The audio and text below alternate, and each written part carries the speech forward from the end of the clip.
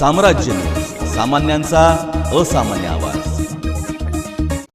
पंढरपुरात आषाढी यात्रा सोहळ्यानिमित्त श्री विठ्ठल रुक्मिणी दर्शनासाठी लाखोंच्या संख्येने भाविक वारकरी येतात। सोहळ्यानिमित्त भाविकांचे वारकऱ्यांचे दशमी, एकादशी, द्वादशी असे 3 दिवस वास्तव्य असते।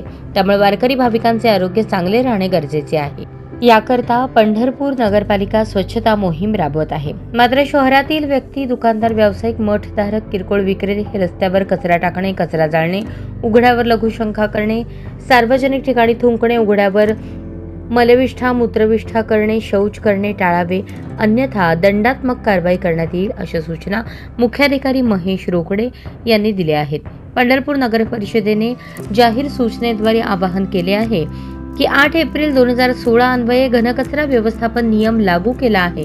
या नियमांची अंमलबजावणी शहरामध्ये प्रभावीपणे चालू आहे। घनकचरा व्यवस्थापन नियम 2016च्या तरतुदीचे अनुपालन न करणारे व्यक्ती, सेवा, दुकानदार, व्यावसायिक, मठधारक, किरकोळ विक्रेते यांच्याकडून दंड वसूल करण्यात येणार आहे।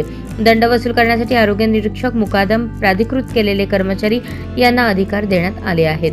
तरी घनकचरा अधिनियम धोरणातील तरतुदींची अंमलबजावणी करून आपले शहर स्वच्छ ठेवण्यासाठी नागरिक, भाविक, वारकरी, दुकानदार यांनी सहकार्य करावे असे आवाहन मुख्याधिकारी महेश रोकडे यांनी केले आहे।